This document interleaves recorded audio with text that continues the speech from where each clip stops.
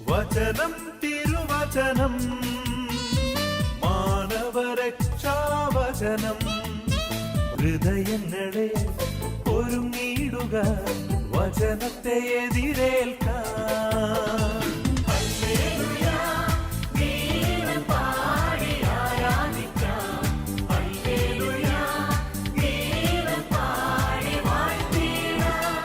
യേശുവിലെ സ്നേഹം നിറഞ്ഞ മാതാപിതാക്കന്മാരെ, സഹോദരി യുവതികളെ, പത്രത്തിൽ വന്ന ഒരു വാർത്ത കാണാൻ ഇട വന്നു.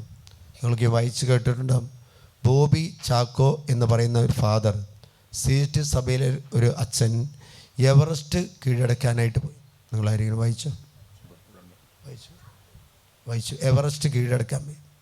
എവറസ്റ്റ് കീഴടക്കാൻ ഇന്നേവരെ ഒരു പുരോഹിതന്മാർ ആരും പോയിട്ടില്ല. സന്യാസികളോ പുരോഹിതരോ പോയിട്ടില്ല. CST സന്യാസ സഭയിലെ ഒരു പുരോഹിതനായ ഈ ബോബി, മലയാളിയായ ഈ അച്ഛൻ നേപ്പാളിൽ ജോലി ചെയ്യുന്ന സമയത്ത് അവിടെ കുട്ടികളിൽ കടന്നു കുട്ടികൾക്ക് വിദ്യാഭ്യാസമില്ല, ഭക്ഷണമില്ല, ഒരു കഷ്ടപ്പാടും ദുരിതങ്ങളും അനുഭവിക്കുന്നുണ്ടപ്പോൾ ഈ അച്ഛനും ഒരു ആഗ്രഹം, ഈ എവറസ്റ്റ് കീഴടക്കുക. എവറസ്റ്റ് കീഴടക്കുക എന്ന് പറഞ്ഞാൽ ഒരു സാഹസികതയ്ക്ക് വേണ്ടിയല്ല പോകുന്നത്. ആ പോകുന്ന വഴിയിലൂടെ ജപമാല ചൊല്ലി പോകാൻ വേണ്ടിയാണ്. കാരണം അത്രയ്ക്ക് പോകാൻ എളുപ്പമല്ല, തണുപ്പ് പിടിച്ച ഒരു സ്ഥലമാണ്, ദുർഘടമായ വഴിയാണ്, 7-8 ദിവസമെങ്കിലും യാത്ര ചെയ്യണം, അത്ര എളുപ്പമല്ല. ആ കഷ്ടപ്പാടിലൂടെയും ആ വേദനയുടെയും ദുരിതത്തിലൂടെയും കടന്നു പോകാനുള്ള കാരണം എന്താണെന്ന് വെച്ചാൽ നേപ്പാളിലെ വിദ്യാർത്ഥികളിൽ വിദ്യാഭ്യാസം കടന്നു വരുവാനും വിശുദ്ധി കടന്നു വരുവാനും ഭക്ഷണപദാർത്ഥങ്ങൾ അവർക്ക് വേണ്ടത്ര കിട്ടുവാനും മക്കളുടെ സംരക്ഷണത്തിനും വിശുദ്ധീകരണത്തിനും വേണ്ടി ഒരച്ഛൻ എവറസ്റ്റ് കീഴടക്കാൻ പോയി. അല്ലേലിയാം. എവറസ്റ്റ് കീഴടക്കാനായിട്ട് അവിടെ സഭാധികാരികളും അവർക്ക് അനുവാദം കൊടുത്തു. ഏകദേശം ലക്ഷക്കണക്കിന് രൂപ വരുന്ന ഒരു യാത്രയാണ് ആ കഷ്ടപ്പാടിൽ. അപ്പോൾ ലക്ഷക്കണക്കിന് ജപമാല ചൊല്ലിക്കൊണ്ടാണ് ഈ അച്ഛൻ എവറസ്റ്റ് കീഴടക്കാനായിട്ട് പോയത്. അല്ലേലിയാം. അപ്പോൾ അവിടുത്തെ മീഡിയാസ് എല്ലാം അത് പ്രക്ഷേപണം ചെയ്തു. കാരണം അച്ഛൻ്റെ യാത്ര ഒരിക്കലും ഒരു എവറസ്റ്റ് കീഴടക്കുക ഒരു സാഹസിക പ്രവർത്തനത്തിന് വേണ്ടിയല്ല, മറിച്ച് ഈ ദേശത്തിൻ്റെ മക്കളുടെ വിശുദ്ധീകരണത്തിന് വേണ്ടി, വിദ്യാഭ്യാസത്തിന് വേണ്ടി, അവരുടെ ഭക്ഷണപദാർത്ഥങ്ങൾക്ക് വേണ്ടി, അവരുടെ വസ്ത്രങ്ങൾക്ക് വേണ്ടിയാണെന്ന് അറിഞ്ഞപ്പോൾ ആ യാത്രയിൽ പലരും സഹായ ഹസ്തമായിട്ട് വന്നു പോകുന്ന സമയത്ത്. അതുകൊണ്ട് പറയാണ് ഏകദേശം 20,000 രൂപ മാത്രമേ ആ യാത്രയ്ക്ക് ചിലവായുള്ളൂ. പക്ഷേ ആ ദുർഘടമായ ആ യാത്രയെക്കുറിച്ച് അച്ഛൻ വിവരിക്കുന്നത് എപ്പോഴാണ്? അതത്ര എളുപ്പമല്ല, ദുരന്തം നിറഞ്ഞതാണ്, കഷ്ടപ്പാട് നിറഞ്ഞ, തണുപ്പ് നിറഞ്ഞതാണ്, കാലാവസ്ഥ അനുകൂലമല്ല, പ്രതികൂലമാണ്. എങ്കിലും ഞാൻ ചെയ്തതിൻ്റെ ഒറ്റ കാര്യം ലക്ഷക്കണക്കിന് ജപമാല ചൊല്ലിക്കൊണ്ട് ഈ വിദ്യാർത്ഥികൾക്ക് വേണ്ടി പ്രാർത്ഥിക്കുമ്പോൾ അവരിൽ വിശുദ്ധി നിറയാൻ വേണ്ടിയാണ്. അല്ലേലിയാം. ലക്ഷ്യം രാജ്യത്തിന് മനസ്സിലാക്കിയപ്പോൾ, ആ നാടിന് മനസ്സിലാക്കിയപ്പോൾ അവർ സഹായ ഹസ്തവുമായിട്ട് കിടന്നു. അല്ലേലിയാം. ഇങ്ങനെ ഒരു വലിയ ഒരു ത്യാഗമെടുത്ത് പ്രാർത്ഥിച്ച വിശുദ്ധരാണ് ജോവാക്യമും അന്നായും. നമുക്കറിയാം, ചന്ദ്രയാനൊക്കെ നമ്മൾ സാറ്റലൈറ്റ് വിടുന്നൊരു കാലഘട്ടമാണ്. സാറ്റലൈറ്റ് വിട്ട് അവിടെ ഗ്രഹണപഥത്തിൽ ചന്ദ്രനിൽ എത്തിച്ചേരുമ്പോൾ വലിയ സന്തോഷവും വലിയ ആനന്ദവും ഒക്കെ നമുക്കുണ്ട്. അല്ലേലിയാം. ആ പോകുന്ന സാറ്റലൈറ്റിൽ ആവശ്യമില്ലാത്ത ഒരു സാധനം കയറ്റുമോ? ആവശ്യമുള്ളത് മാത്രമേ കയറ്റൂ. അല്ലേലിയാം. സാറ്റലൈറ്റിൻ്റെ ഒരു യുഗമാണ്. കാരണം സാറ്റലൈറ്റ് കുട്ടികൾക്കെല്ലാം വലിയ സന്തോഷവും ആനന്ദവും നിറയുന്ന, എന്നാൽ അതിലും വലിയൊരു സാറ്റലൈറ്റാണ് ഈ ഇരിക്കുന്നത് നമ്മൾ ഓരോരുത്തരും. അല്ലേ? എങ്ങോട്ടാണ് പോകുന്നത്? ഈ പോക്ക് സ്വർഗത്തിലേക്കാണ് പോകുന്നത്. അല്ലേലിയാം. മറ്റേ ചന്ദ്രനിലേക്കോ അല്ലെങ്കിൽ ബഹിരാകാശത്തേക്കോ അയക്കുന്നെങ്കിൽ നമ്മുടെ പോക്ക് ആനന്ദപരമായ ഒരു സ്ഥലത്തേക്കാണ്, അത് സ്വർഗത്തിലേക്കാണ്. നമ്മൾ ഈ സാറ്റലൈറ്റ് സ്വർഗത്തിൽ ചെന്നാൽ ഉടൻ തന്നെ സ്വർഗത്തിൽ എത്തിയെന്ന് ഭൂമിയിൽ അറിയാൻ പറ്റുന്നത് എങ്ങനെയാണെന്ന് വെച്ചാൽ ആ വിശുദ്ധന്മാരോട് മധ്യസ്ഥം തേടി പ്രാർത്ഥിക്കുമ്പോൾ അനേക രോഗസൗഖ്യങ്ങൾ നമുക്ക് ലഭിക്കും. 5 വർഷം കൊണ്ട് വിശുദ്ധരുടെ പദവിയിലേക്ക് ഉയർത്തിയ ഒരു വിശുദ്ധനാണ്. ആരായിരിക്കും? ജോൺ പോൾ II മാർപ്പാപ്പ. പാർക്കിൻസൺസ് രോഗം മൂലം കഷ്ടപ്പെടുന്ന മാർപ്പാപ്പയുടെ ശവകുടീരത്തിൽ അല്ലെങ്കിൽ ബലിപീഠത്തിൽ ഞാനും പോയി പ്രാർത്ഥിച്ചിട്ടുണ്ട്. ഏറ്റവും തിരക്ക് മാർപ്പാമ്മമാരെ അടക്കിയിരിക്കുന്ന ആ കബറിടത്തിൽ ഏറ്റവും കൂടുതൽ തിരക്ക് ആരുടെ അടുത്താന്ന് വെച്ചാൽ ഈ ജോൺ പോൾ II മാർപ്പാപ്പയുടെ അടുത്താണ്. മാർപ്പാപ്പ മരിച്ച ഉടനെ തന്നെ പാർക്കിൻസൺ രോഗത്തിന് അടിമപ്പെട്ട വ്യക്തിയെ സൗഖ്യപ്പെടുത്തിയതുകൊണ്ട് ആ വാഴ്ത്തപ്പെട്ടവരുടെ പദവിയിലേക്ക് ഉയർത്തിയെങ്കിൽ വീണ്ടും വിശുദ്ധരുടെ പദവിയിലേക്ക് സഭയുടെ നിയമങ്ങൾ മാറ്റിവെച്ച്, ചട്ടങ്ങൾ മാറ്റിവെച്ച് ചെയ്യാനുള്ള കാരണം അത്ഭുതങ്ങളും അടയാളങ്ങളും രോഗശാന്തികളും വാരിക്കോരി ജോൺ പോൾ രണ്ടാമൻ മാർപ്പാപ്പ ചെയ്യാനായിട്ട് ഇടവന്നു. നമ്മൾ മുകളിലെത്തിയാൽ ഇവിടെ സൗഖ്യം കിട്ടണമെങ്കിൽ സാറ്റലൈറ്റിൽ വിശുദ്ധി ഉണ്ടായിരിക്കണം. അല്ലെങ്കിൽ ഞാൻ ആ ബോബി ചാക്കോച്ചനെ അച്ഛനെ അഭിനന്ദിക്കുക. കാരണം കുട്ടികളുടെ വിശുദ്ധീകരണത് ഞാൻ ആദ്യം വായിച്ചപ്പോൾ എനിക്ക് അത്രയും ഒരു സന്തോഷം തോന്നില്ല. പക്ഷേ അതിൽ ലക്ഷ്യങ്ങളെക്കുറിച്ച് പറഞ്ഞിരിക്കുന്നിടത്ത് പറയാണ്, അച്ഛന് കുർബാനയൊന്നും ചെല്ലാൻ പറ്റില്ല. പക്ഷെ അച്ഛൻ പറയുന്നത് ആ യാത്രയിൽ ഞാൻ ചൊല്ലിയ പ്രാർത്ഥനകളെല്ലാം ചൊല്ലി കുർബാനയെ അർപ്പിച്ചു. ലക്ഷക്കണക്കിന് ജപമാല ചൊല്ലിക്കൊണ്ടിരും. ഒരച്ഛന് ലക്ഷക്കണക്കിന് ജപമാല, ഞാൻ അച്ഛൻ്റെ മക്കളൊന്നുമില്ലല്ലോ. ആത്മീയമായിട്ടുള്ള മക്കൾ രക്ഷപ്പെടാൻ വേണ്ടി ഒരച്ഛൻ ചെയ്ത ഒരു കാര്യമാണ്. അതുകൊണ്ട് ഇപ്രകാരം നമ്മൾ വിതയ്ക്കുന്നതാണ് കൊയ്യുന്നത്. കൊറിന്ത്യോസ്യർക്ക് എഴുതിയ ലേഖനത്തിൽ 15-ാമത്തെ അധ്യായത്തിൽ 50-ാമത്തെ വാക്യത്തിൽ ഇപ്രകാരം, അതായത് നമ്മൾ എന്ത് വിതയ്ക്കുന്നു അത് നമ്മൾ കൊയ്യും. സാറ്റലൈറ്റ് ഈ ശരീരത്തിൽ സ്വർഗത്തിൽ എത്തപ്പെടാനുള്ള വസ്തുക്കൾ നമ്മൾ വിശുദ്ധിയും വിശ്വാസമൊക്കെ ഉണ്ടെങ്കിൽ നമുക്ക് മുകളിൽ എത്തിച്ചാൻ നമുക്ക് സാധിക്കും. അല്ലേ? സഹോദരരെ, ശരീരത്തിനോ രക്തത്തിനോ ദൈവരാജ്യം അവകാശപ്പെടുത്തുക സാധ്യമല്ലെന്ന് നശ്വരമായത് അനശ്വരമാണെന്നും അവകാശപ്പെടുത്തുകയില്ലെന്നും ഞാൻ പറയുന്നു. രക്തത്തിനോ ശരീരത്തിനോ ഒന്നും അവകാശപ്പെടാൻ പറ്റത്തില്ല. ഈ ശരീരവും ഈ രക്തമൊക്കെയും ഈ ഭൂമിയിൽ വെച്ച് നമുക്ക്, പക്ഷേ നമ്മൾ ഏറ്റവും കൂടുതൽ പണം ചെലവഴിക്കുന്നതും സമയം ചെലവഴിക്കുന്നതും എന്തിനാണെന്ന് വെച്ചാൽ എന്തിനായിരിക്കും? ഈ ശരീരത്തിന് വേണ്ടിയാണ്. അല്ലേ? അതുകൊണ്ട് യേശു പറയുന്നൊരു കാര്യമുണ്ട്, മനുഷ്യൻ വിതയ്ക്കുന്നതാണ് കൊയ്യുന്നത്. അവ ആത്മാവിന് വേണ്ടി എന്തെങ്കിലും വിതച്ചു കഴിഞ്ഞാൽ ആത്മാവ് കൊയ്യപ്പെടും. അതുകൊണ്ട് സ്വർഗത്തെ ലക്ഷ്യം, യോഹന്നാൻ്റെ സുവിശേഷത്തിൽ നമ്മൾ പറയുന്നുണ്ട്, ഈശോ പറയുന്നുണ്ട്, ഉന്നതത്തിൽ ലക്ഷ്യം വെച്ച് ജീവിക്കാൻ, ഉന്നതത്തിൽ ലക്ഷ്യം വെച്ച്. അതുകൊണ്ട് ഈ ജോവാക്കീം അന്നായി എന്ന് പറയുന്ന പുരോഹിത ഗണത്തിലെ ദാവീദിൻ്റെയും മക്കളായ ഈ ജോവാക്കീമേൻ അന്നായിയുടെയും കുടുംബത്തിൽ ഒരിക്കലും മക്കളുണ്ടായില്ല. ഇസ്രായേൽ സമുദായത്തിൽ, അതായത് യഹൂദന്മാരുടെ സമുദായത്തിൽ മക്കളില്ലാതെ പറഞ്ഞാൽ അതെന്താണെന്ന് വെച്ചാൽ ദൈവശാപമായിട്ട് അവർ കരുതിയിരുന്നു. ശാപമായിട്ട്. അല്ലേ? അതുകൊണ്ട് മക്കളില്ലാത്ത ഈ ജോവാക്കീമിനെ അന്നായിനെയും നാട്ടിൽ എല്ലാവരും തടയാനും അവരുടെ പ്രവർത്തനത്തിൽ നിരുത്സാഹപ്പെടുത്താനായിട്ട് തുടങ്ങി. ഈ ജോവാക്കീം ഒരു പുരോഹിതനായിരുന്നു. അവൻ ദൈവത്തിൻ്റെ ഭവനത്തിൽ അല്ലെങ്കിൽ ജെറുസലേം ദേവാലയത്തിൽ ബലി അർപ്പിക്കാനായിട്ട് പോകുമ്പോൾ അവനെ ആളുകൾ, ഈ പുരോഹിതന്മാർ തടയും. ആളുകളല്ല, നമ്മൾ പള്ളിയിൽ പോകുമ്പോഴാണ്, ദേവാലയത്തിൽ പോകുമ്പോഴാണ് നമ്മൾ കാര്യങ്ങളൊക്കെ ചോദിച്ച് നമ്മളെ ജനങ്ങൾ തടയുന്നത്. അല്ലേ? പ്രഭാഷകൻ്റെ പുസ്തകത്തിൽ 28-ാമത്തെ അധ്യായത്തിൽ 17-ാമത്തെ തിരുവചനം, നാവിൻ്റെ പ്രവൃത്തി അസ്ഥിയെ തകർത്ത് കളയും. ചാട്ടുകൊണ്ടടിച്ചാൽ തിണർപ്പുണ്ടാകും, നാവ് കൊണ്ട് പ്രഹരിച്ചാൽ അസ്ഥികൾ തകരും. നാവ് കൊണ്ട് പ്രഹരിച്ചാൽ അസ്ഥികൾ തകരും. വാഴ്ത്തല അനേകരെ വീഴ്ത്തിയിട്ടുണ്ട്. അല്ലേ? അപ്പോൾ ഈ ഇപ്രകാരം പറയാണ്, പരിശുദ്ധ മാതാവിൻ്റെ പിതാവായി ജോവാക്കീം, മാതാവ് അന്നായിയുമായിരുന്നു. പാലസ്തീനയിലെ നസ്രത്തായിരുന്നു ദാവീദിൻ്റെ ഗോത്രമായിരുന്ന ജോവാക്കീമിൻ്റെ നാട്. അല്ലേലിയാം. നസ്രത്ത് ജോവാക്കീമിൻ്റെ നാടും ബെത്ലഹേം മാതാവിൻ്റെ അന്നായിയുടെ നാടായിരുന്നു. അഹറോൻ്റെ പുത്രി അഥവാ പുരോഹിത വംശത്തിലായിരുന്നെങ്കിലും ജന്മനാട് ബെത്ലഹേമായിരുന്നു. മക്കളില്ലാതിരുന്നതിനാൽ മറ്റുള്ളവരുടെ നിന്ദനം ധാരാളം കേൾക്കേണ്ടി വന്നു. അല്ലേലിയാം. നമ്മുടെ വീട്ടിൽ മക്കളില്ലാതെ വന്നാൽ, വിവാഹം നടക്കാതിരുന്നാൽ, അല്ലെങ്കിൽ ജോലി കിട്ടാതിരുന്നാൽ, അല്ലെങ്കിൽ ഭവനം പണിയാതിരുന്നാൽ, അല്ലെങ്കിൽ ഒരു കുടുംബത്തിൽ അസ്വസ്ഥതയുണ്ടെങ്കിൽ നമ്മൾ പുറത്തേക്ക് ഇറങ്ങുമ്പോൾ എന്തായിരിക്കും നമ്മൾ കേൾക്കുന്നത്? അല്ലേ? എന്തായിരിക്കും? ഏറ്റവും കൂടുതൽ കുത്തുവാക്കുകൾ കേൾക്കുന്നത് നമ്മൾ ഓരോരുത്തരുമാണ്. അല്ലേലിയാം. അതുകൊണ്ട് ഇപ്രകാരം പറയാണ്, അവരേക്ക് അനേകം പ്രതിബന്ധങ്ങളെ നേരിടേണ്ടതായിട്ട് വന്നു. അല്ലേലിയാം. അതുപോലെ തന്നെ പറയാം, പുരോഹിതനായിരുന്നുവെങ്കിലും ഈ കാരണത്താൽ കർത്താവിൻ്റെ വിശുദ്ധ ഭവനത്തിൽ ബലിയർപ്പിക്കുവാനായി വരുമ്പോൾ അതിൽ നിന്ന് പുരോഹിതന്മാർ ഈ ജോവാക്കീമിനെ തടയുമായിരുന്നു. അത് തന്നെയല്ലേ എപ്പോഴും നടക്കുന്നത്? അല്ലേ?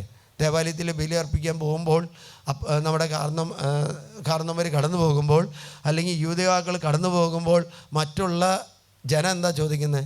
കാര്യമൊന്നും ആയില്ലേ? വിശേഷമൊന്നും നടന്നില്ലേ? അല്ലേ? 10 പ്രാവശ്യം ചോദിച്ചു കഴിയുമ്പോൾ പിന്നെ എന്താവും? ഇവൻ പള്ളി പോവില്ല. അല്ലെ, രണ്ടു കൂട്ടരും പുരോഹിതരാണ്. ഈ പോകുന്നവരും പുരോഹിതരാണ്, ചോദിക്കുന്നവരും അപ്പോൾ പഴയ കാലത്ത് അതേ പ്രവൃത്തി ഇവിടെ നടന്നുകൊണ്ടിരിക്കുക. അല്ലേ? നിങ്ങളൊന്ന് നോക്കി, ഒരു സെമിനാരി പോയിട്ട്, ഞാൻ ആദ്യ 10ാം ക്ലാസ്സിൽ സെമിനാരി പോയിട്ട് തിരിച്ചു വന്നു. കാരണം നാട്ടിൽ നിൽക്കാൻ പറ്റില്ല. ഇതേപോലെയാണ്, കല്യാണം നടന്നില്ലെങ്കിൽ അതിന് കുറ്റം പറയൽ, കല്യാണം നടന്നാൽ മക്കളില്ലെങ്കിൽ അതിന് കുറ്റം പറയൽ, പല വിധത്തിൽ. നമ്മുടെ നാവ് കൊണ്ടാണ് മനുഷ്യരെ നമ്മൾ നശിപ്പിക്കുന്നത്. നാവിൻ്റെ ദുരുപയോഗം കേൾക്കുന്നവനെയല്ല നശിപ്പിക്കുന്നത്, പറയുന്നവനെയാണ് നശിപ്പിക്കുന്നത്. അല്ലേലൂയ. പ്രകാരം പറയാണ്, വിശുദ്ധ ബലിയർപ്പിക്കാൻ പോയ ജോവാക്കീമിനെ പുരോഹിതന്മാർ തടഞ്ഞുവെങ്കിൽ ആ സമയത്ത് ജോവാക്കീം ചെയ്തൊരു കാര്യം ഇതാണ്. ജോവാക്കീം ദുഃഖത്തോടെ മരുഭൂമിയിലേക്ക് പോയി 40 ദിവസം അവൻ അവിടെ ഉപവസിച്ച് പ്രാർത്ഥിച്ചു. ഹല്ലേലൂയ.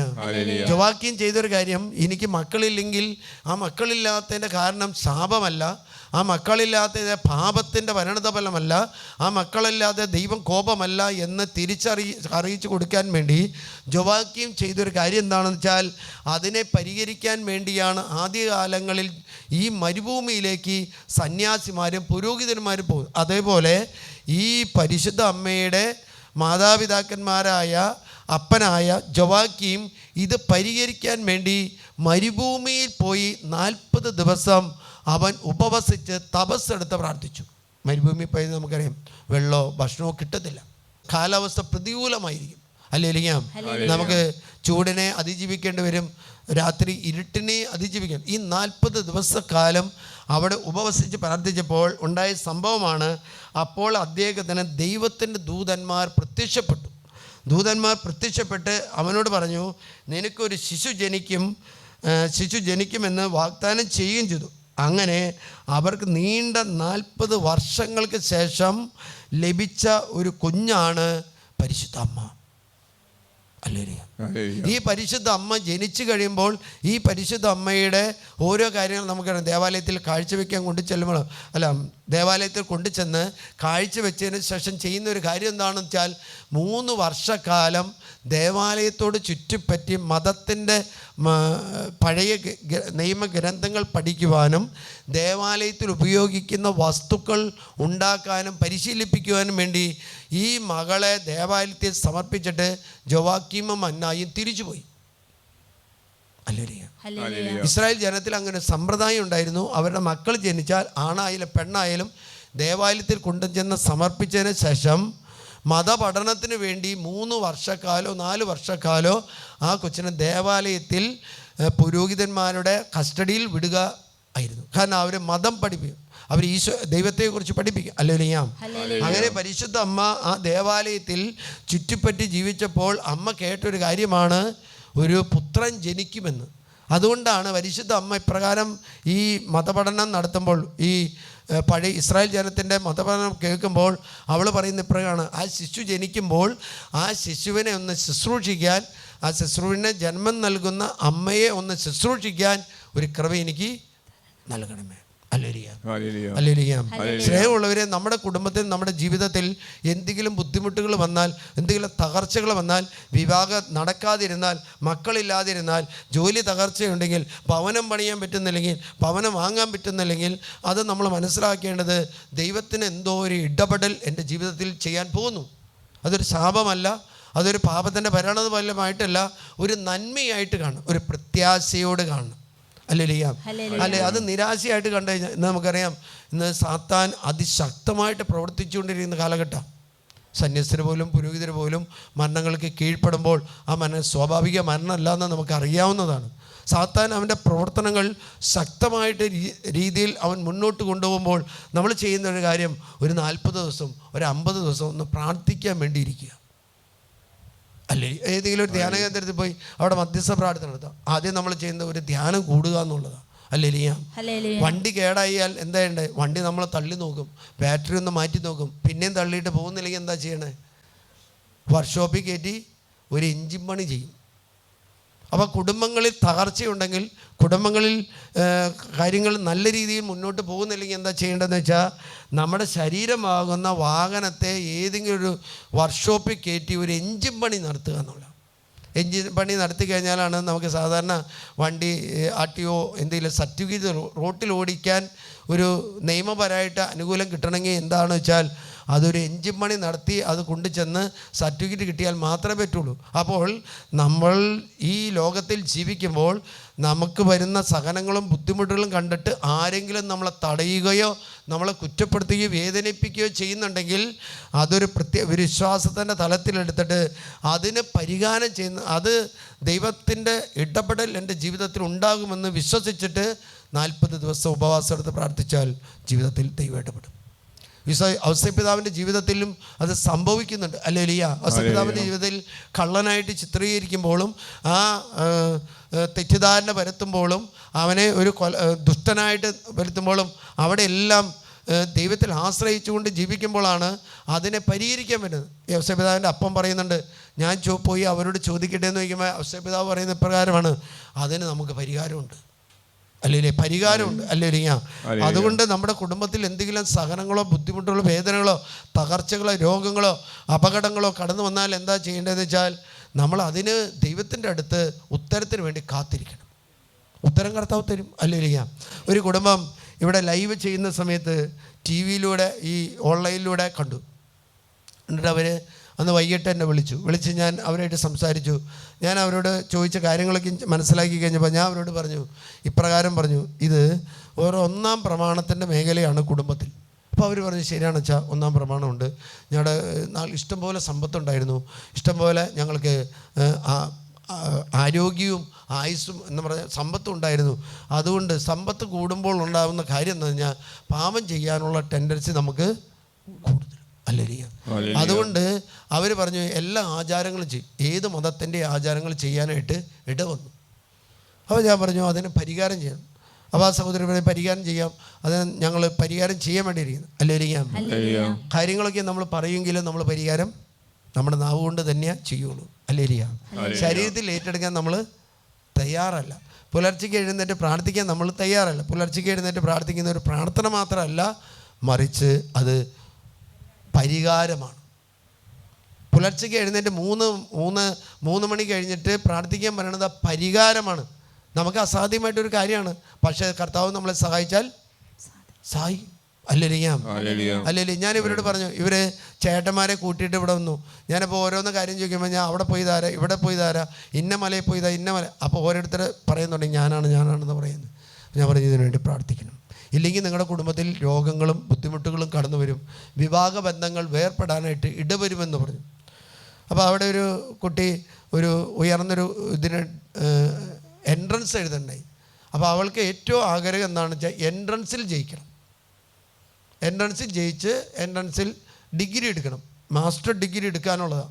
അത് ബോംബെയിൽ നിന്നാണ് വിളിക്കുന്നത്. അപ്പോൾ ഞാൻ പറഞ്ഞു, നീ നാട്ടിലേക്ക് വാ, ശുശ്രൂഷയിൽ വന്ന് പങ്കെടുക്കുക.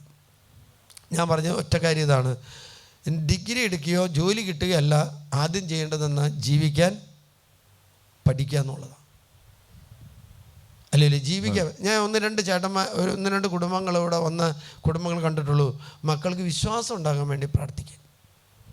ബാക്കി എല്ലാവരും പറയണത് PR കൊടുക്കാൻ, അല്ലെങ്കിൽ IELTS പാസ്സാവാൻ, അല്ലെങ്കിൽ വിദേശത്ത് ജോലിക്ക് പോകാൻ, അങ്ങനെയുള്ള കുറേ കാര്യങ്ങൾ.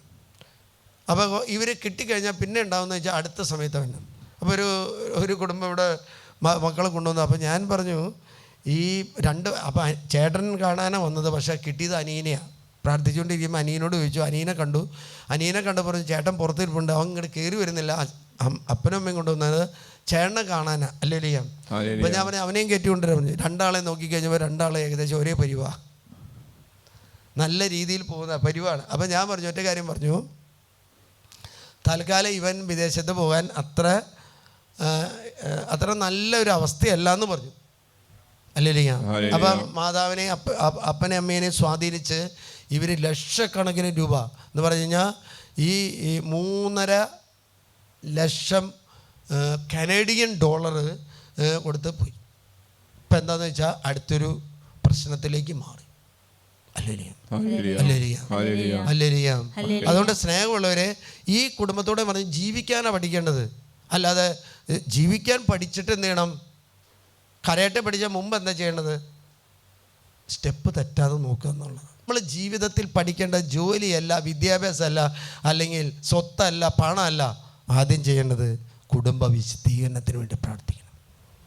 കുടുംബ വിശദീകരണത്തിന് വേണ്ടി പ്രാർത്ഥിക്കും. അല്ലെങ്കിൽ അങ്ങനെ നമ്മൾ ആഗ്രഹിച്ച് ഒരു ആലയത്തിൽ പോയി കഴിഞ്ഞാൽ ദൈവം ഇടപെടും. ആ കൊച്ചിനോട് പറഞ്ഞു. അപ്പോൾ അവൾക്ക് പറഞ്ഞു, അവൾക്ക് അത് മാസ്റ്റർ ഡിഗ്രി എടുക്കണം, അതിൻ്റെ എൻട്രൻസ് പാസ്സാകണം. അപ്പം ഞാൻ ഇങ്ങനെ പറഞ്ഞു, ആദ്യം നീ ചെയ്യേണ്ടത് എങ്ങനെയാണ്? നിൻ്റെ ജീവിതത്തിൽ ജീവിക്കാനായിട്ട് നീ പഠിക്കുക, എൻട്രൻസിന് വേണ്ടിയല്ല പഠിക്കുക. അപ്പോൾ അച്ഛൻ പറഞ്ഞത് തെറ്റാണെന്ന് പറഞ്ഞുകൊണ്ട് ഇങ്ങനെ പറഞ്ഞുകൊണ്ടിരുന്നു. പക്ഷേ ഇന്ന് എൻട്രൻസിന് ജയിച്ചില്ല, എൻട്രൻസിൽ പല പ്രാവശ്യം തോക്കുകയും ചെയ്തു, വിഭാഗത്തിൽ അവർ വേർപെട്ടു പോവുകയും ചെയ്തു. അപ്പോൾ ഒരു സംഭവം. അടുത്തത് ഈ ചേട്ടന്മാർക്കെല്ലാം രോഗങ്ങൾ പടർന്നു പിടിക്കാൻ തുടങ്ങി. ഒരു 2-3 വർഷങ്ങൾക്ക് മുമ്പ് നമ്മൾ ഇവർ കുടുംബത്തോട് പറഞ്ഞാണ്. ഇപ്പോൾ അവർ പറയാണ്, അച്ഛൻ അത് പറഞ്ഞപ്പോൾ ഞങ്ങൾ അത്രമാത്രം അത് ഗൗരവത്തിലെടുത്തില്ല, അത്രമാത്രം ഗൗരവത്തിൽ എടുത്തില്ല. ഒരു ഡോക്ടർ നമ്മളോട് പറയാ, ഇങ്ങനെ ചെയ്തില്ലെങ്കിൽ ഇതൊരു രോഗത്തിൽ കലാശിക്കെന്ന് പറഞ്ഞാൽ എന്ത് ചെയ്യണം? മറ്റേ നമുക്ക് നോക്കാം എന്ന് വിചാരിച്ചിരിക്കുകയാണ്. അല്ലേ? ആണോ? അല്ലല്ലോ. കാരണം അത് പരിശുദ്ധാത്മാവ് നമുക്ക് വെളിപ്പെടുത്തി തരുന്നതാണെങ്കിൽ അതിനെ ഇപ്പം എന്താ, രോഗങ്ങളായിട്ട് കഷ്ടപ്പാടുകളാണ്. അപ്പോൾ അവർ ഹോസ്പിറ്റലിൽ പോകുമ്പോൾ നമ്മൾ വിളിച്ചു പറയും, പോവാച്ചാൽ ഒന്ന് പ്രാർത്ഥിക്കുക. നമ്മൾ പോയി പ്രാർത്ഥിക്കും, അവരെ സൗഖ്യപ്പെട്ട് എടുത്തിടും. അല്ലേ? മനുഷ്യൻ ഒരു കാലത്തും അവൻ ആത്മീയ മേഖലയ്ക്ക് കണ്ണ് തുറക്കാൻ അവൻ തയ്യാറല്ല, അവൻ ഭൗതിക മേഖലയ്ക്ക് കണ്ണ് തുറക്കാൻ തയ്യാറാണ്. അവൻ്റെ നോട്ടം എല്ലാം എന്നാൽ താഴത്തോട്ടാണ്, താഴത്തുള്ള വസ്തുക്കളുടെ തോട്ടം. പക്ഷേ ജോവാക്കീമിൻ്റെയും അന്നായിയുടെ നോട്ടം എങ്ങോട്ടായിരുന്നു? സ്വർഗത്തിലേക്കായിരുന്നു. അതുകൊണ്ടാണ് അവരിന്ന് അനേകം സൗഖ്യങ്ങളും വിടുതലുകളും വാരിക്കോരി വിതറുന്നത്. അല്ലേ? നിങ്ങൾ അങ്ങനെ, നമ്മൾ ഓരോരുത്തരും അങ്ങനെ ചെയ്യാൻ തയ്യാറാണെങ്കിൽ നമ്മുടെ ഓരോരുത്തരും വരും തലമുറ ഈ ലോകത്തിൽ നിലനിൽക്കും. അല്ലേ? ജോലി കിട്ടണം, PR കിട്ടണം, വിസ കിട്ടണം. വിസ കിട്ടിക്കഴിയുമ്പോൾ ഞാനും അവിടെ പോകണം, അവിടെ ബിൽഡിങ് വേണം, അവിടെ ഇത് പറയണം, എല്ലാം. അല്ലെ? അങ്ങനെയല്ല ചിന്ത. അതാവേ എൻ്റെ ആത്മാവിനെ നീ എടുക്കരുത്. ദാവീദ് പ്രാർത്ഥിക്കുന്ന ഒരു പ്രാർത്ഥനയുണ്ട്, അല്ലേ? ദാവീദ് എങ്ങനെയാണ് പ്രാർത്ഥിക്കുന്നത്?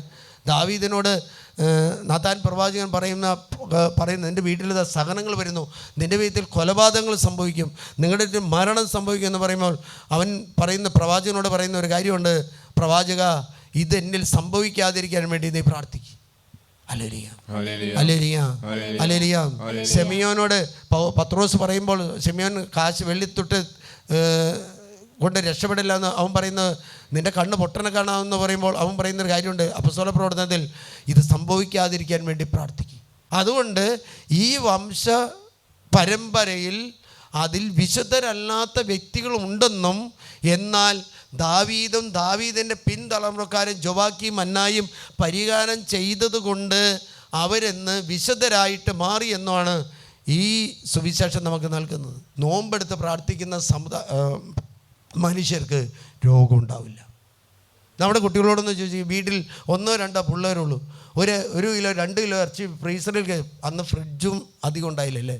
ഈ ഫ്രിഡ്ജും എല്ലാ സിസ്റ്റങ്ങളും വന്നതോടുകൂടി നമുക്ക് സ്വർഗത്തെക്കുറിച്ചും ചിന്തയില്ല, നമ്മൾ സാറ്റലൈറ്റ് ആണെന്നൊരു ചിന്തയില്ല, സ്വർഗത്തിൽ പോകണമെന്നും ചിന്തയില്ല, എവറസ്റ്റ് കീഴടക്കണം, സ്വർഗം കീഴടത്തണം എന്നൊരു ആഗ്രഹം, ഒറ്റ ആഗ്രഹങ്ങൾ തിന്നുക, കുടിക്കുക, മരിക്കുക.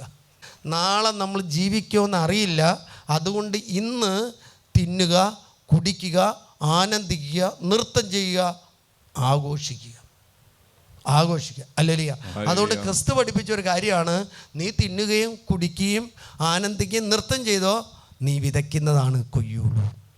നീ വിതയ്ക്കുന്നതാണ്. അല്ലേലിയ? നീ എന്ത് വിതയ്ക്കുന്നോ അത് കൊയ്യും. അല്ലേലിയ? നീ ഗോതമ്പ് വെച്ച ഗോതമ്പ് കൊയ്യും, നീ നെല്ല് വിതച്ച നെല്ല് കൊയ്യും. നീ ഒരു തേങ്ങ നടന്നെങ്കിൽ തേങ്ങ അതിലുണ്ടാവും. നീ ഒരു ചക്കക്കുര നടന്നെങ്കിൽ അത് പ്ലാവായിട്ട് മാറും, അതിൽ നിന്ന് ചക്ക ഉണ്ടാകും. അല്ലേ? നീ അത്തിവൃക്ഷത്തെ കുറിച്ച് പറയാനുള്ള കാരണം, ഏറ്റവും ഫലപുഷ്ടമായ ഏറ്റവും സാധുള്ള ഒരു ഫലമാണ് അത്തിവൃക്ഷം. ആ അത്തിവൃക്ഷം നടപ്പെടുന്നത് എവിടെയാണെന്ന് വെച്ചാൽ മുന്തിരിത്തോട്ടത്തിൻ്റെ ഉള്ളിലാണ്. ആ മുന്തിരിത്തോട്ടം എങ്ങനെയാണെന്ന് വെച്ചാൽ ഞാൻ പോയി കണ്ടിരുന്നു. 400, 500, 2000, 3000 ഏക്കർ മുന്തിരിയുടെ ചുറ്റുപാടും അതിന് മതിലുണ്ടാകും, അതിൻ്റെ അപ്പുറത്ത് വേലി ഉണ്ടാകും. മത്തായിയുടെ സുവിശേഷം നമുക്ക് വായിക്കാം. വേലി ഉണ്ടാവും, അതിൻ്റെ നടുവിൽ വലിയൊരു ഗോപുരം ഉണ്ടാവും. ആ ഗോപുരത്തിന് മുകളിൽ എപ്പോഴും ഒരാൾ നോക്കിക്കൊണ്ടിരിക്കും. അത്രമാത്രം അതിൻ്റെ ഉള്ളിലാണ് ഈ അത്തിവൃക്ഷം പെടുന്നത്. സ്നേഹമുള്ളവരെ, ഈ മനുഷ്യർ ജീവിക്കുന്ന കാലാവസ്ഥയിൽ, ഈ അക്രൈസ്തവർ ജീവിക്കുന്ന അവസ്ഥയിൽ ഈശോ പറയുന്നത് ഈ ലോകമാകുന്ന, അല്ലെങ്കിൽ കേരളമാകുന്ന, അല്ലെങ്കിൽ ഇന്ത്യ ആകുന്ന മുന്തിരിത്തോട്ടത്തിൽ നട്ടുപിടിപ്പിച്ച മനുഷ്യരുടെ ഇടയിൽ പ്രവർത്തിക്കുന്ന അത്തിവൃക്ഷങ്ങളാണ് ക്രിസ്ത്യാനികൾ. അത്തിവൃക്ഷങ്ങളാണ് ക്രിസ്ത്യാനികൾ മുന്തിരിയുടെ ഫലങ്ങൾ അനുഭവിച്ച് ജീവിക്കാൻ വേണ്ടിയുള്ളതല്ല. ഈശോ പറയുന്നത് അത്തിവൃക്ഷത്തിൻ്റെ ഫലത്ത് ചെന്ന് നോക്കി, അതിൽ ഫലം ഉണ്ടായില്ല, ഫലമില്ലാതിരുന്നു, പക്ഷേ ഇലകൾ ഇഷ്ടം പോലെ ഉണ്ടായി. ക്രിസ്ത്യാനിയുടെ വീട്ടിൽ നോക്കി എന്നാൽ പ്രാർത്ഥനയോ കുദാശ സ്വീകരണമോ ഇല്ല, പക്ഷെ അവർ നല്ല വളർന്നിട്ടുണ്ടാവും. അല്ലേലിയ. ഒരു 10, 100, 200, 300 കിലോ ഉള്ള പോർക്കിനെ പോലെ ഇരിപ്പുണ്ടാവും.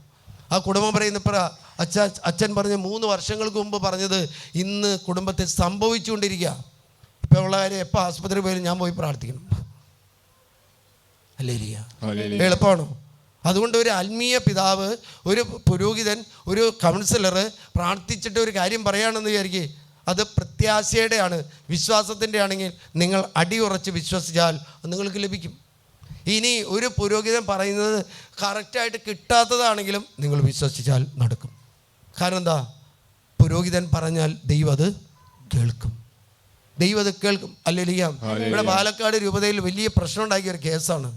ആ കേസ് ഇവിടെ 2017 വട്ടായിച്ചൻ കൺവെൻഷൻ നടത്തുന്ന സമയത്ത് ആ കേസിൽപ്പെട്ട വ്യക്തിയെ ഞാൻ കൊണ്ടുപോയി കാണിച്ചു കൊടുത്തു. അപ്പോൾ അച്ഛൻ പറഞ്ഞു, അച്ഛൻ തന്നെ ഇവരോട് കാര്യങ്ങൾ പറഞ്ഞ് മനസ്സിലാക്കാൻ പറഞ്ഞു. ഞാൻ അവരോട് പറഞ്ഞു, 9 തവണ 3-ാമത്തെ ഞായറാഴ്ച വന്ന് നിങ്ങൾ പങ്കെടുക്കാൻ പറഞ്ഞു. വലിയൊരു പ്രശ്നമാണ്. ഗവൺമെൻറ് തലത്തിൽ പോയതാ, കേസ് തലത്തിൽ പോയതാ, വനിതാ കമ്മീഷൻ്റെ മേഖലയിൽ പോയതാ. അവരെല്ലാവരും ഇത് പരിഹരിക്കാൻ അവർ 9 മാസങ്ങൾ വന്നപ്പോഴേക്കും ആ കുട്ടി നല്ല അവളുടെ കല്യാണം കഴിഞ്ഞ് മക്കളായി. അവർ പ്രാർത്ഥിക്കാൻ തുടങ്ങി. ആ മക്കളുണ്ടായില്ല, പിന്നെ പ്രാർത്ഥിക്കാൻ തുടങ്ങി, മക്കളായി. അവർ പറഞ്ഞു, ഞങ്ങളുടെ കുടുംബത്തിലുണ്ടായ തടസ്സം കർത്താവ് എടുത്ത് മാറ്റി.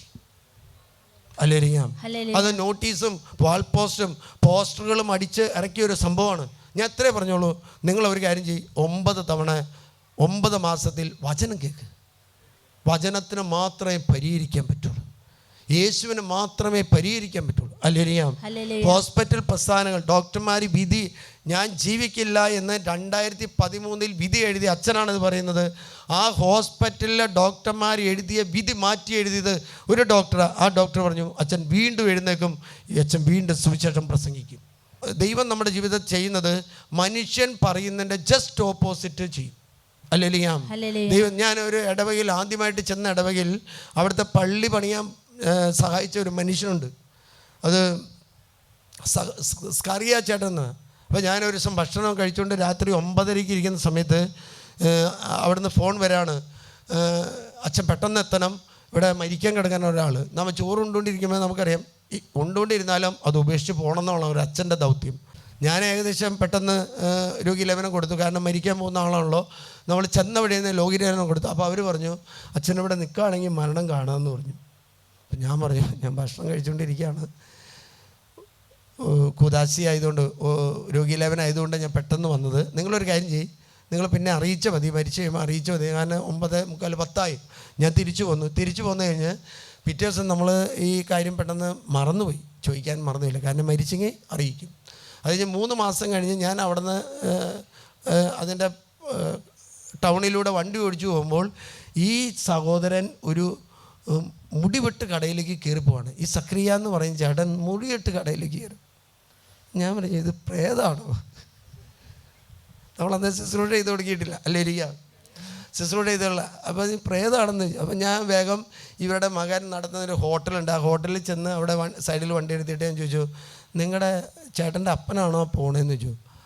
അപ്പോൾ അച്ഛൻ അറിഞ്ഞില്ലേന്ന് ചോദിച്ചു. ഞാൻ പറഞ്ഞു, എന്തേ പറ്റിയ?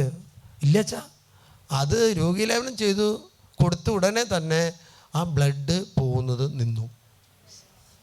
ആ ട്യൂബ് ഇതെടുത്ത് മാറ്റി. അപ്പൻ എഴുന്നേറ്റ് നടന്നു വെച്ചാ. ഞങ്ങൾ പറയാൻ മറന്നുപോയി. കാരണം സൗഖ്യങ്ങൾ കിട്ടിക്കഴിഞ്ഞാൽ പിന്നെ അച്ഛൻ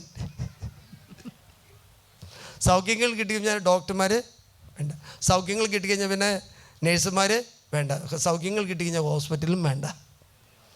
ആ മനുഷ്യൻ മരിക്കുന്നത് പിന്നീട് 15 വർഷം കഴിഞ്ഞിട്ടാണ്. 15 വർഷം കഴിഞ്ഞിട്ടാണ്. അല്ലേരിക്കാം. ആ ഇടയ്ക്ക് വട്ടയച്ചനായി ഇടവകയിൽ, പുല്ലിശ്ശേരി ഇടവകയിൽ വന്നു. അച്ഛൻ ജനിച്ചത്, വളർന്നത്, പഠിച്ചത് അവിടെയാണ്. അങ്ങനെയാണ് ഞങ്ങൾ അച്ഛനായിട്ട് പരിചയപ്പെടുന്നത്. സ്നേഹമുള്ളവരെ, അതിന് മുമ്പ് ഞാൻ സെഗ്യോൻ്റെ വെഞ്ചിരിപ്പിൻ്റെ സമയത്ത് അവിടെ ഞാൻ ഇന്ത്യൻ സ്കാച്ചിയം പഠിപ്പിക്കുകയും ആ സമയത്ത് അവിടെ സഹായിച്ചിട്ടുണ്ട്. പക്ഷെ അത്രയൊരു ബന്ധം ഉണ്ടായില്ല ഇവിടെ വന്ന്. അപ്പോൾ അവർ പറഞ്ഞൊരു കാര്യം എന്താണ്, ഈ മനുഷ്യൻ ജീവിച്ചതിൻ്റെ കാരണം ഈ ഇടവക 3 നദികളാൽ ചുറ്റപ്പെട്ടതായിരുന്നു.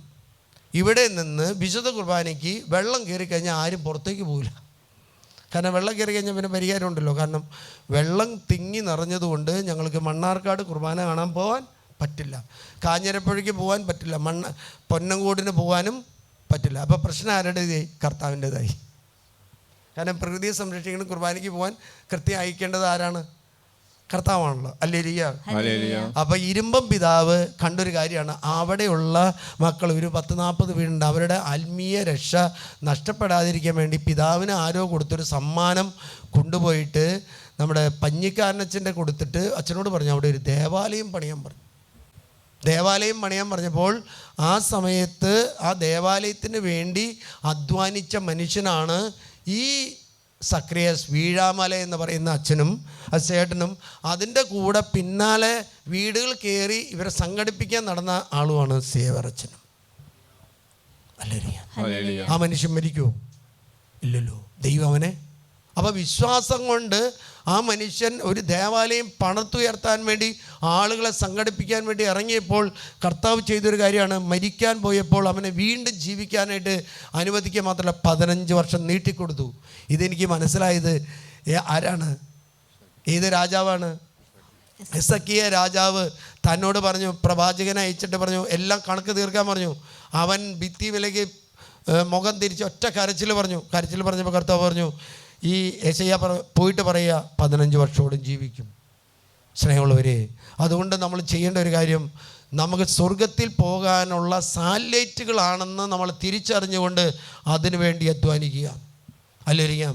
ബാക്കി എല്ലാം കൂട്ടിപ്പെടും. ഈശോ പറയുന്ന ഒരു കാര്യമാണ്, ആദ്യം നിങ്ങൾ അവിടുത്തെ രാജ്യവും അവിടുത്തെ നീതിയും അന്വേഷിക്കുവാൻ, ബാക്കി എല്ലാം കൂട്ടി. അതിന് നല്ലൊരു വചനം പറയുന്നുണ്ട്. എവിടെയാണ്? മത്തായിയുടെ സുവിശേഷം 18-ാം അധ്യായം 18-19 തിരുവചനത്തിൽ പറയാം, നിങ്ങൾ ഭൂമിയിൽ കെട്ടുന്നതെല്ലാം സ്വർഗത്തിലും കെട്ടപ്പെട്ടിരിക്കും, ഭൂമിയിൽ അഴിക്കുന്നതെല്ലാം സ്വർഗത്തിലും. അത് പൗരോഹിത്യത്തിൻ്റെ അധികാരത്തെക്കുറിച്ച് പറയുന്നത്. നിത്യപൗരോഹിതനായ ഈശോ പറയാണ്, നിങ്ങൾ ഭൂമിയിൽ കെട്ടുന്നതെല്ലാം ഞാൻ കെട്ടപ്പെട്ടിരിക്കും. അല്ലേരിയ. ഭൂമിയിൽ അഴിക്കുന്നതെല്ലാം അഴിക്കപ്പെട്ടിരിക്കും. അത് മനുഷ്യരോട് അഴിക്കാനല്ല പറഞ്ഞിരിക്കുന്നത്, മനുഷ്യരോട് വേർപെടുത്താനല്ല പറഞ്ഞിരിക്കുന്നത്, മനുഷ്യരോട് മറ്റുള്ള ആക്രമിക്കാനോ കുറ്റപ്പെടുത്താനല്ല പറഞ്ഞിരിക്കുന്നത്. കെട്ടുവാനും അടയ്ക്കാനും പൂട്ടുവാനുള്ള അധികാരം സഭയ്ക്കാണ്. അടയ്ക്കാനും പൂട്ടാനുള്ള അതുകൊണ്ടാണ് ഈശോ പറയുന്നുണ്ട്, ദൈവം യോജിപ്പിച്ചത് മനുഷ്യൻ വേർപെടുത്താതിരിക്കട്ടെ. നമ്മളിവിടെ വരുമ്പോൾ പലരും ചോദിക്കാറുണ്ട്, ഞാൻ പറയും, ദൈവസഭയെ യോജിപ്പിച്ചതാണെങ്കിൽ മനുഷ്യൻ വേർപെടുത്താൻ പാടില്ല. വേർപെടുത്തുന്നുണ്ടെങ്കിൽ അത് പിശാച് തന്ത്രപൂർവ്വം അവരുടെ ജീവിതത്തിൽ ഇടപെട്ടു. മലാക്കി പ്രവാചകൻ്റെ പുസ്തകത്തിൽ 2-ാമത്തെ അധ്യായത്തിൽ 14-15 തിരുവചനത്തിൽ വ്യക്തമായിട്ട് പറയുന്നുണ്ട്. അല്ലേലിയ. അതിൻ്റെ തുടർന്ന് വരുന്ന വാക്യത്തിൽ പ്രകാരമാണ്, വിവാഹ മോചനം ഞാൻ വെറുക്കുന്നു. അല്ലേ? എന്തുകൊണ്ട് അവിടുന്ന് ഇത് സ്വീകരിക്കുന്നില്ല എന്ന് നിങ്ങൾ ചോദിക്കുന്നു. ഉടമ്പടി അനുസരിച്ച് നിന്റെ ഭാര്യയും സഖിയുമായിരുന്നിട്ടും നീ അവിശ്വസ്തത കാണിച്ച അത് കുടുംബജീവിതത്തിൽ ഒരിക്കലും അവിശ്വസ്തത പ്രവർത്തിക്കാൻ പാടില്ല. അല്ലേലിയ. അവിശ്വസ്തത പ്രവർത്തിക്കാത്ത ഭാര്യ ഭർത്താക്കന്മാർ ഒന്നിച്ച് പ്രാർത്ഥിച്ചാൽ 2-ാമത്തെ കാര്യം അവിടെ കിടക്കാണ്. എന്താന്ന് വെച്ചാൽ അവരുടെ മധ്യേ ഞാനുണ്ടാകും. കർത്താവ് സാക്ഷിയായിരുന്നു. കർത്താവ്. അല്ലേലിയ. അന്ന് താഴോട്ട് വന്നേ ഏക ശരീരവും ഏക ആത്മാവുമായിട്ടാണ് ദൈവം നിങ്ങളെ സൃഷ്ടിച്ചത്. ഇവിടെ ഒരു ചേട്ടൻ വരുന്നുണ്ട്, സജി എന്ന് പറയുന്ന മണ്ണാർക്കാട് കണ്ടമംഗലത്ത് നിന്ന് വരുന്ന സഹോദരനാണ്. ആ സഹോദരൻ ഒരു ദിവസം ഞാൻ പ്രാർത്ഥിച്ചുകൊണ്ടിരിക്കുമ്പോൾ രോഗശാന്തി ഇല്ലേ, ഷോൾഡറിൻ്റെ പെയിൻ മാറിയില്ലേ എന്ന് ചോദിച്ചു. റൈറ്റ് ഷോൾഡറിൻ്റെ. അപ്പോൾ ചേട്ടൻ പറഞ്ഞു, ഇല്ലല്ലോ അച്ഛാ, മാറിയില്ലല്ലോ. അപ്പോൾ ഞാൻ പറയും, മാറിയിട്ടുണ്ട്. ആ സഹോദരൻ വീട്ടിൽ ചെന്ന് നോക്കുമ്പോൾ ഈ പ്രാർത്ഥിച്ച സമയത്ത് ഈ സഹോദരി ഒരു ടീച്ചറാണ്. ടീച്ചറിന് കൈക്ക് വേദന, റൈറ്റ് കൈക്ക് വേദന ഉണ്ടായി, കൈ സുഖപ്പെട്ടു. അപ്പോൾ കൈ സുഖമില്ലാതെ ഈ സ്ത്രീ ഇങ്ങനെ ചെയ്യുന്ന കണ്ടപ്പോൾ ഈ സജി ഈ ഭാര്യയോട് ചോദിച്ചു, നിൻ്റെ കൈ എപ്പോഴാണ് സുഖപ്പെട്ടെന്ന് ചോദിച്ചു. അപ്പോൾ ചേട്ടൻ അറിഞ്ഞില്ലേ, ചേട്ടൻ പ്രാർത്ഥിക്കാൻ പോയെന്ന് ഇന്ന സമയത്ത് എൻ്റെ കൈ സുഖപ്പെട്ടു. അപ്പോൾ ആ സഹോദരൻ വിളിച്ച് പറയും, ഇവിടെ വന്ന് പറയുകയും ചെയ്തു, അച്ഛൻ ചോദിച്ചത് കറക്റ്റാണ്, എൻ്റെ ജീവിത പങ്കാളിയുടെ രോഗം കർത്താവ് സുഖപ്പെടുത്തും. അതുകൊണ്ടാണ് ഈശോ ദൈവം പറയാണ്, ഏക ശരീരവും ഏക ആത്മാവുമായിട്ടാണ് ഞാൻ അവരെ യോജിപ്പിച്ചത്. അവരെ ഭിന്നിപ്പിക്കുന്നുണ്ടെങ്കിൽ, അവരെ വേർപ്പെടുത്തുന്നുണ്ടെങ്കിൽ, അവരെ തകർക്കുന്നുണ്ടെങ്കിൽ അവിടെ പിശാച് കയറിയിട്ടുണ്ട്. അതുകൊണ്ടാണ് പൗലോസ്ലീഹ പറയുന്നത്, പിശാചിന് നിങ്ങളുടെ കുടുംബ ജീവിതത്തിൽ ഒരിക്കലും അവസരം കൊടുക്കരുത്. രണ്ടാമത് പറയുന്ന ഇപ്രകാരമാണ്, മത്തായിയുടെ സുവിശേഷം 18:19 വാക്യത്തിൽ ഇപ്രകാരം പറയാണ്, വീണ്ടും ഞാൻ നിങ്ങളോട് പറയും. അപ്പോൾ സഭയെക്കുറിച്ചുള്ള അധികാരത്തെക്കുറിച്ച് ഈശോ പറഞ്ഞതിന് ശേഷം ഈശോ പറയാം, വീണ്ടും ഞാൻ നിങ്ങളോട് പറയുന്നു. അതിൻ്റെ മുമ്പ് ഒരു കാര്യം കൂടെ, സത്യമായി ഞങ്ങൾ നിങ്ങളോട് പറഞ്ഞു. സത്യമായിട്ട് ഒരിക്കലും അങ്ങനെ എടുത്ത് പറയാറില്ല. സത്യം എന്ന് പറഞ്ഞാൽ ദൈവം ചെയ്തു തരുമെന്നാണ്. അല്ലേലൂയ. സത്യമായിട്ട്, അല്ലെങ്കിൽ ഈശോ പറയുന്നത് സത്യമായിട്ട് ഞാൻ നിന്നോട് പറയുന്നു, അല്ലേലൂയ. നീ പത്രോസാണ്, പാറമേൽ സ്ഥാപിക്കും. അല്ലെങ്കിൽ ഈശോ സത്യം ചെയ്യുന്നതിന് അതെങ്കിലും വിശ്വസിക്കണ്ടേ? പറയുന്ന വാക്കെങ്കിലും വിശ്വസിച്ചില്ലെങ്കിൽ ഒരു പറയുന്ന ആളാരാ? ഈശോ. നമ്മളൊരു ബന്ധം സ്ഥാപിക്കാൻ ചെല്ലുമ്പോൾ ആ ബന്ധം സ്ഥാപിക്കാൻ ചെല്ലുന്ന ആൾ എങ്ങനെയുള്ളതാണെന്ന് നോക്കിയിട്ടുള്ളൂ നമ്മൾ കാര്യം പറഞ്ഞത്, അല്ലേ? അല്ലെങ്കിൽ എന്തെങ്കിലും പറയുമ്പോൾ പറയും, നീ എന്താ ഉറപ്പ്? നിന്നെ എനിക്ക് ഉറപ്പില്ല. നീ എന്തെങ്കിലും എനിക്ക് അതിന് പിടിപ്പ് തരണം എന്ന് പറഞ്ഞാൽ അതിന് ഗ്യാരണ്ടി തരണം. ഇവിടെ ഈശോ പറയുന്നത് സത്യമായിട്ട് ഞാൻ നിങ്ങൾ പറഞ്ഞു, അല്ലെങ്കിൽ പത്രോസ് സത്യമായിട്ട് ഞാൻ നിന്ന് പറയുന്നു, നീ പത്രോസാണ്, ഈ പാറമേൽ സഭ സ്ഥാപിക്കും, നരക കവാടങ്ങൾ പ്രബലപ്പെടില്ല. ഹല്ലേലൂയ. ഇന്ന് യുവതിവാക്കൾ പള്ളിയിലേക്ക് ഓടിക്കൊണ്ടിരിക്കുക, കുമ്പസാരിക്കാൻ ഓടിക്കൊണ്ടിരിക്കുക. കാരണം ജീവിതത്തിൽ പിടിച്ചു നിൽക്കാൻ പറ്റുന്നില്ല. ഹല്ലേലൂയ. ഞാനൊരു ദിവസം ഇവിടെ ഇരുന്നു, 4-5 പിള്ളേർ 50 കിലോമീറ്റർ അകലേന്ന് കുമ്പസാരിക്കാമെന്ന്. ഞാൻ സ്വന്തം അടവിൽ പോകാം. അവിടെ പോയി അറിയും വെച്ചാൽ, അവിടെ പോയി എല്ലാവരും അറിയും. അറിയാത്ത സ്ഥലം നോക്കി പോകണം പിള്ളേർ. ഇത്രയും നാളും വിശ്വാസമില്ല, ഞങ്ങൾക്ക് പള്ളി വേണ്ടെന്ന് പറഞ്ഞവർ സഹനങ്ങളും കഷ്ടപ്പാടും രോഗങ്ങളും വന്നപ്പോൾ മണിക്കൂറുകൾ ഇവിടെ വന്നിരിക്കുക. ഞാൻ ഇരുന്ന ദിവസത്തേക്കാളും കൂടുതൽ അവർ ഇവിടെ ഇരുന്നിട്ടുണ്ട്. കാരണം അവർ പറഞ്ഞു രക്ഷയില്ല.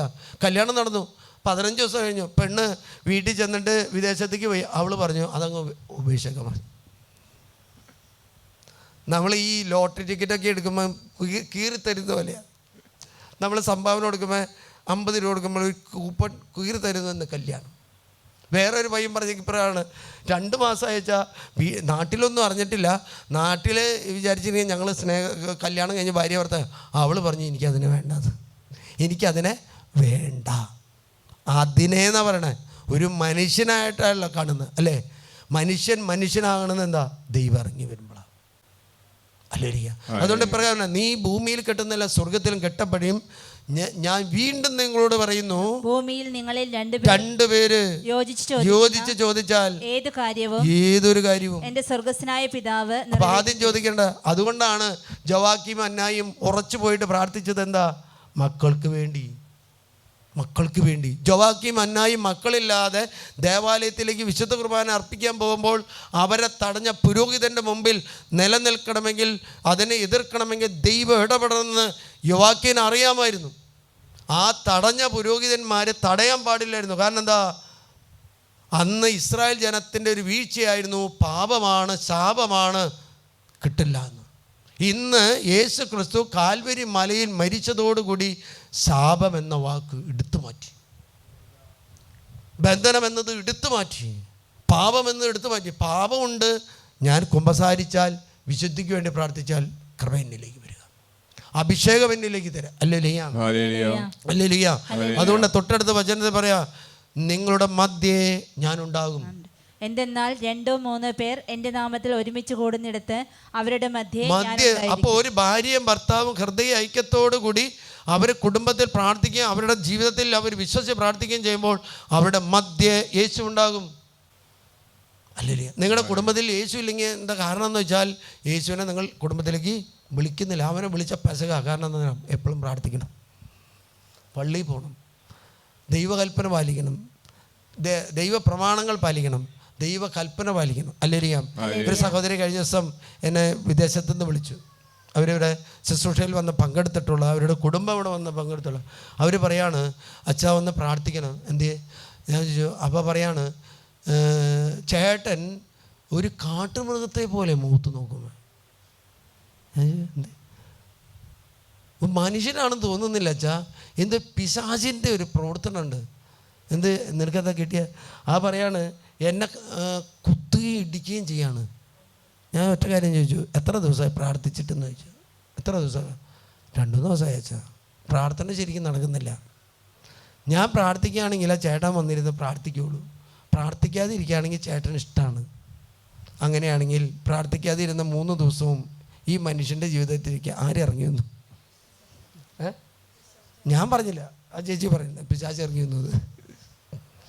പ്രാർത്ഥിക്കാതെ ഇരിക്കുന്ന ഒരു വ്യക്തിയുടെ ജീവിതത്തിലേക്ക് ഇറങ്ങി വരുന്ന പിശാച, അവൻ തന്ത്രപൂർവ്വം നോക്കിയെടുക്കുക എവിടെയാണ് ഒഴിഞ്ഞു കിടക്കുന്ന ഹൃദയങ്ങൾ, എവിടെയാണ് ഒഴിഞ്ഞു കിടക്കുന്ന ഭവനങ്ങൾ, എവിടെയാണ് ഒഴിഞ്ഞു കിടക്കുന്ന ദമ്പതിമാരുടെ മണിയറകൾ, ബലിവേദികൾ. ഇറങ്ങി വരും. അല്ലെങ്കിലും അവർ പറഞ്ഞു, അച്ഛൻ പറഞ്ഞത് ശരിയാണ്. പ്രാർത്ഥിക്കാതിരുന്ന ദിവസത്തിൽ 3-ാമത്തെ ദിവസം നോക്കിയപ്പോൾ ചേട്ടൻ്റെ മുഖത്തൊരു പിശാചിൻ്റെ മുഖം തുടങ്ങി. മാറും, പ്രാർത്ഥിക്കും മാറും. അല്ലെങ്കിലും എത്രയോ. ഇനി നമുക്കറിയാം, പ്രാർത്ഥിക്കുന്ന ഒരു വ്യക്തിയായിരുന്നു ആര്? യോനാ പ്രവാചകൻ. യോനാ പ്രവാചകൻ താർസോസിലേക്ക് പോയി. എവിടേക്ക് പോകുന്നത് തന്നെ? നിനവേലേക്ക് പോകുന്നതിന് പകരം അവൻ ചെന്നപ്പോൾ ടിക്കറ്റ് ഇങ്ങനെ നമ്മൾ ഈ ബസ് സ്റ്റാൻഡിൽ ചെല്ലുമ്പോൾ ഇങ്ങനെ വിളിച്ചു പറയും, എന്തേ ചാലക്കുടി ബസ് സ്റ്റാൻഡിൽ ഞാൻ ഇന്ത്യൻ സംഖ്യാറ്റിസിന് പോകുമ്പോൾ ഇങ്ങനെ അല്ലേലിയ മാള. അപ്പോൾ ഇങ്ങനെ ഈ യോന ചെന്നപ്പോൾ വിളിച്ചു പറയാണ്. അപ്പോൾ ആൾക്കാർ കൂടുതൽ കയറുന്നത് അങ്ങടാണ് താർസോസ്. അവൻ കയറി നല്ല സീറ്റ് എടുത്ത് അത് കയറി കിടന്നു ഉറങ്ങി. അപ്പോൾ മിക്കവാറും നൈറ്റായിരിക്കും യാത്ര. ബാംഗ്ലൂർക്ക് പോകുന്നവർ ബാംഗ്ലൂരിൽ എന്തായി? കടലിനെ കർത്താവ് ശോഭിപ്പിച്ചു. കടലിലേക്ക് തിരമാലകൾ അയച്ചു. കടൽ ശോഭിച്ചു, കടൽ പൊങ്ങി. എന്ത് ചെയ്തു?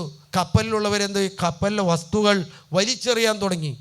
വലിച്ചെറിഞ്ഞിട്ടും കടൽ ശാന്തമായില്ല. ശാന്തമാകാതിരുന്നപ്പോൾ അവർ കുറിയിട്ടു.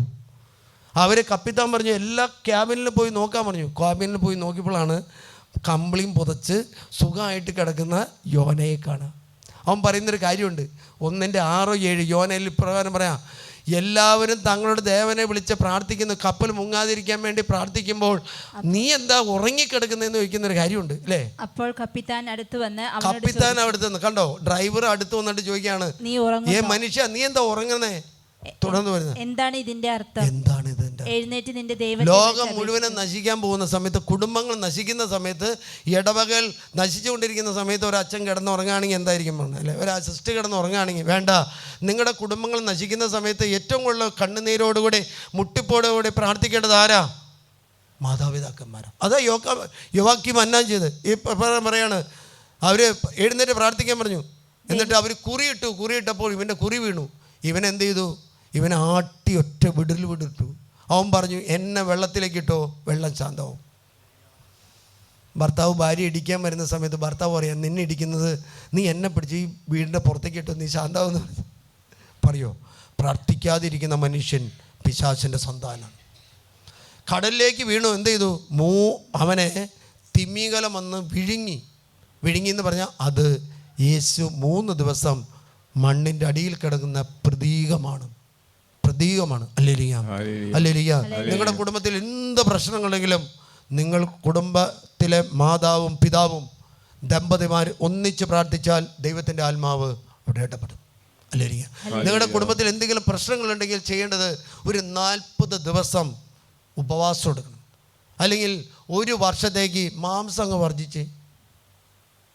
പിള്ളേർ ചിലപ്പോൾ ഒരു ബോംബൊക്കെ പൊട്ടിച്ചെന്ന് വരും, വല്ല മിസൈലോ ഒക്കെ ഉണ്ട്. അവരുടെ ശരീരം വിശദീകരിച്ചില്ലെങ്കിൽ എന്താണ് കുഴപ്പമെന്ന് വെച്ചാൽ, യവസേ പിതാവിൻ്റെ അപ്പൻ മരിക്കാൻ പോകുമ്പോൾ യവസേ പിതാവ് ചെയ്യുന്നത് എന്താണെന്ന് വെച്ചാൽ, യവസേ പിതാവിൻ്റെ അപ്പന് വേണ്ടി യവസേ പിതാവ് പരിഹാരം ചെയ്ത് പ്രാർത്ഥിക്കുക. യവസേ പിതാവിൻ്റെ പുസ്തകത്തിൽ പ്രകാരം പറയാണ്, മന്നാന്തരം അവൻ്റെ പിതാവ് ഉടൻ തന്നെ പിതാക്കന്മാരോട് ചേരുന്നതിന് വേണ്ടി പിതാവിന് പകരമായി പാപങ്ങൾക്ക് പരിഹാരം അന്വേഷിക്കാനുള്ള കൃപ അവൻ ചോദിച്ചത്. ദൈവം ജോസഫിൻ്റെ അപേക്ഷ കേട്ടു. മണിക്കൂറുകൾക്കുള്ളിൽ പല വിധത്തിലുള്ള പീഡനങ്ങളിലൂടെ കടന്നു പോകാൻ ദൈവം അവനെ അനുവദിച്ചു. നമ്മുടെ കുടുംബത്തിൽ അപകടങ്ങൾ വരുന്നുണ്ടെങ്കിൽ, അനർത്ഥങ്ങൾ വരുന്നുണ്ടെങ്കിൽ, പീഡകൾ കടന്നു വരുന്നുണ്ടെങ്കിൽ, രോഗങ്ങൾ കടന്നു വരുന്നുണ്ടെങ്കിൽ, അത് കർത്താവ് അറിയാതെ ഒന്നും വരില്ല എന്ന് സ്വീകരിച്ചുകൊണ്ട് അത് പരിഹാരമായിട്ട്, പരിത്യാഗമായിട്ട് നോമ്പെടുത്ത് പ്രാർത്ഥിക്കാൻ തുടങ്ങിയാൽ നിങ്ങളുടെ കുടുംബം രക്ഷപ്പെടും. കുടുംബം ആവലാതിയോടുകൂടി, പരാതിയോടുകൂടി, പരിഭവത്തോടുകൂടി ആ ഓടി നടന്നാലൊന്നും നടക്കില്ല. കാരണം പിശാചാ പ്രവർത്തിക്കുന്നത്. പിശാച് വിട്ടുപോകണമെങ്കിൽ ഒറ്റ കാര്യമുള്ളൂ, ദൈവം കയറി വരണം. ദൈവം കയറണം. ദൈവം കപ്പലിലേക്ക് കയറി വന്നത് എങ്ങനെയാണ്? കപ്പലിലേക്ക് കയറുന്ന യോനായെ പിടിച്ച് അവർ ആഘോഷമായിട്ട് ഒരു ഊഞ്ഞാലാട്ടം കൊടുത്ത് വിട്ടു. ചെന്നു വീണു, ശാന്തമായി. പ്രാർത്ഥിക്കുന്ന കുടുംബം ശാന്തമായി. കണ്ണുകളടച്ച് കരങ്ങളൊന്നും എടുത്തുക. രണ്ടുപേര് ഒന്നിച്ച് പ്രാർത്ഥിക്കുമ്പോൾ അവിടെ മധ്യേ ഞാനുണ്ടായിരിക്കണമെങ്കിൽ നമ്മൾ വിശുദ്ധി നമുക്ക് ആവശ്യമാണ്. വിശുദ്ധി കൂടാതെ ദൈവത്തെ പ്രസാദിപ്പിക്കാൻ നമുക്ക് സാധിക്കില്ല. എല്ലാവരും കണ്ണുകളടച്ച് കർത്താവിനെ വിളിക്കട്ടെ. ഒരു ബോബി ചാക്കോ CSC അച്ഛൻ കുട്ടികളുടെ വിശുദ്ധീകരണത്തിന് വേണ്ടി എവറസ്റ്റ് കീഴടക്കാൻ വേണ്ടി 7 ദിവസങ്ങൾ നടക്കേണ്ട സ്ഥലം 3-4 ദിവസത്തിനുള്ളിൽ കീഴടക്കിയത് അച്ഛൻ തകർന്നുകൊണ്ടിരിക്കുന്ന തിരുസഭയെ പണിതുയർത്താൻ വേണ്ടിയാണ്. തകർന്നുകൊണ്ടിരിക്കുന്ന കുടുംബങ്ങളെ പണിതുയർത്താൻ വേണ്ടി, തകർന്നുകൊണ്ടിരിക്കുന്ന യുവതിവാക്കളെ പണിതുയർത്താൻ വേണ്ടി. വിളിക്കട്ടെ, കർത്താവിനെ വിളിക്കട്ടെ, കർത്താവിന്റെ നാമത്തെ വിളിക്കട്ടെ, കർത്താവിന്റെ നാമത്തെ വിളിക്കട്ടെ. അടയ്ക്കപ്പെട്ട ഹൃദയങ്ങൾ തുറക്കപ്പെടട്ടെ, അടയ്ക്കപ്പെട്ട മനസ്സുകൾ തുറക്കപ്പെടട്ടെ, അടയ്ക്കപ്പെട്ട ആത്മീയ മേഖലകൾ തുറക്കപ്പെടട്ടെ. പ്രാർത്ഥന നഷ്ടപ്പെട്ട കുടുംബങ്ങളുടെ മേൽ ദൈവത്തിന്റെ ആത്മാവ് ഇറങ്ങി വരട്ടെ. ദൈവത്തിന് എന്റെ ദൈവം തന്നെ മകത്തിന്റെ സമ്പന്നൻ യേശുക്രിസ്തു ആദ്യം ഫിലിപ്പിയർ 4:19 രോഗപീഠകൾ വിട്ടുപോട്ടെ, അപകടങ്ങൾ വിട്ടുപോട്ടെ, അനർത്ഥങ്ങൾ വിട്ടുപോയ ജോവാക്കിമിൻ അന്നായുടെയും പന്തസയെ പ്രാർത്ഥിക്കുന്നു. കുടുംബങ്ങളെ നശിപ്പിക്കുന്ന, കുടുംബങ്ങളെ ഛിന്നഭിന്നമാകുന്ന, കുടുംബങ്ങളെ ശിഥിലമാകുന്ന പൈശാചിക ആധിപത്യ സ്വത്തുക്കൾ യേശുവിന്റെ നാമത്തിൽ സാധിക്കുന്നു, ബന്ധിക്കുന്നു, ബഹിഷ്കരിക്കുന്നു. നിത്യ നരകാഗ്നിയിൽ നിവർത്തിക്കട്ടെ. ലൂക്കാ 10:19 വെച്ച് ബന്ധിക്കുന്നു, സാധിക്കുന്നു. എസെക്കിയേൽ 13:14-21 വെച്ച് ബന്ധിക്കുന്നു, സാധിക്കുന്നു, ബന്ധിക്കുന്നു. 2 രാജാക്കന്മാരെ 21:6 വെച്ച് ബന്ധിക്കുന്നു, സാധിക്കുന്നു. അപ്പോസ്തല പ്രവർത്തനം 16:16 വെച്ച് ബന്ധിക്കുന്നു, സാധിക്കുന്നു, ബന്ധിക്കുന്നു. യോഹന്നാന്റെ സുവിശേഷം 4:23-24 വെച്ച് ബന്ധിക്കുന്നു, സാധിക്കുന്നു. വിലാപങ്ങൾ 2:18-19 വെച്ച് ബന്ധിക്കുന്നു. കൈ ഉയർത്തട്ടെ, എല്ലാവരും കൈ ഉയർത്തട്ടെ. തിന്മയുടെ ശക്തികൾ, അന്ധകാര ശക്തികൾ, ആധിപത്യ ശക്തികൾ ഞങ്ങളുടെ കുടുംബങ്ങളിൽ നിന്നും കുടുംബാംഗങ്ങളിൽ നിന്നും യേശുവിന്റെ നാമത്തിൽ വിട്ടുകൊണ്ടേ.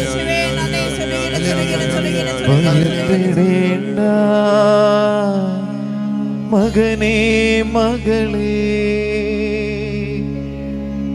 ഞാൻ നിന്റെ ദൈവമല്ലേ, കരയരുതേ. കണ്ണുകളടച്ച് കൈകൾ യാചനാപൂർവം പിടിച്ച് ഇനി നിങ്ങളുടെ മക്കളെയും കുടുംബത്തെയും സമർപ്പിക്കുക. ഞാൻ നിന്റെ കൂടെയില്ലേ.